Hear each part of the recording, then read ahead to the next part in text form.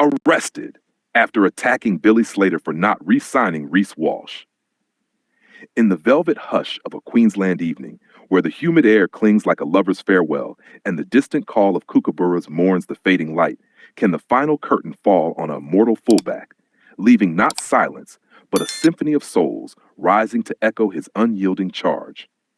It was November 14, 2025, mere days after guiding the Maroons to another Origin crown, when the news fractured the nation's rugby heart like a thunderclap over sun-baked fields.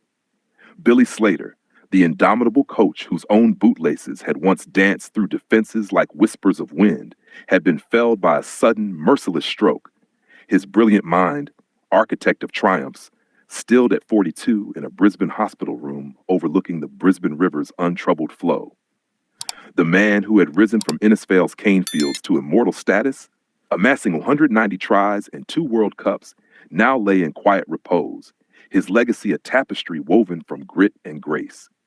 The service unfolded at the Gabba, that Coliseum of Queensland dreams, its vast stands emptied of cheers and draped in maroon veils fluttering like flags at half-mast. Over 15,000 gathered under a sky bruised with grief. Former Storm teammates in Melbourne blue, Kangaroos elders with eyes etched by shared glories, and families from the Sunshine Coast who had cheered his first junior dashes. The air hummed with the faint scent of eucalyptus and fresh-cut turf, a nod to the ovals where Billy first learned to fly. Please like, share, and subscribe for more sport talk content. The procession wound through Brisbane's sunlit arteries at midday, limousines gliding past murals of Slater's leaping tries, locals pausing mid-stride with hands to hearts, tears carving paths through dust from the day's heat. Inside the arena, the casket, adorned with a Maroons jersey folded like a warrior's cloak, entered to the strains of Men of Harlech, its Welsh roots twisted into Queensland's defiant anthem, notes rising like smoke from a sideline barbecue. Reece Walsh, the electric fullback whose footwork echoed Billy's own, stood at the fore as a pallbearer, his broad shoulders trembling under the weight, eyes locked on the horizon as if scanning for one last defensive line. Beside him, Nathan Cleary, the Panthers' poised general, and a quiet admirer of Slater's tactical poetry, gripped the polished oak, his knuckles white, a private vow passing between them in the strain. He made us believe we could soar, Nate. Now we carry that fire. As the casket settled before a makeshift altar of polished boots and framed photos, Billy hoisting the 2007 World Cup, his grin a beacon. The congregation swelled with rugby's rough nobility. Cameron Munster dabbing eyes raw from his own recent losses, Daly Cherry-Evans clasping a teammate's shoulder in silent solidarity. The crowd's breath hitched collectively, a hush deeper than any pre-kickoff tension, broken only by the soft patter of distant rain on the roof, as if heaven itself wept.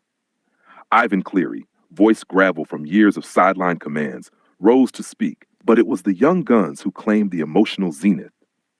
Reece stepped to the podium first, microphone trembling in his tattooed hand, the arena's lights catching the glisten on his cheeks. Billy didn't just coach us to win, he began, voice cracking like a tri-line breakthrough. He taught us to live fierce, through the hits that floor you, the doubts that whisper quit.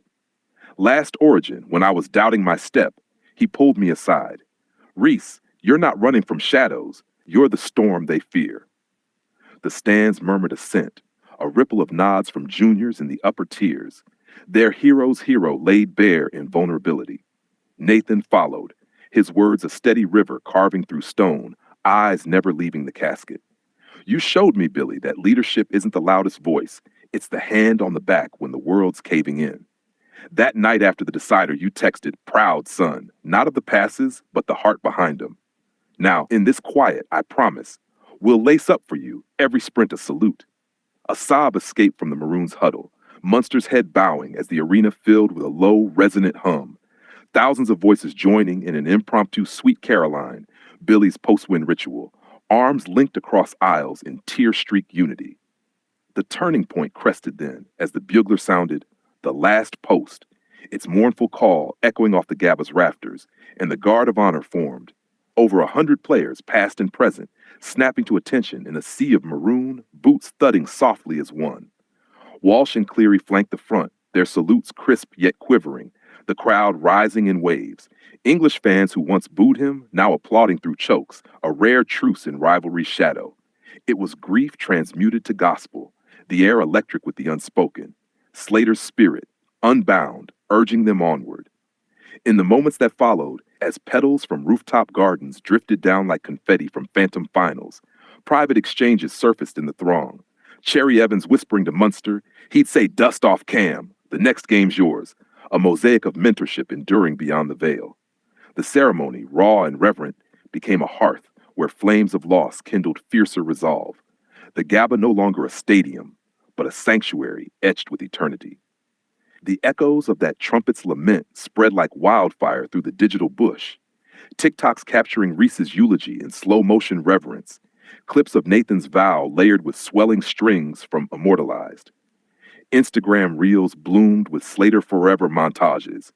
Grainy footage of his 2008 Golden Boot dash spliced to teary fan recreations.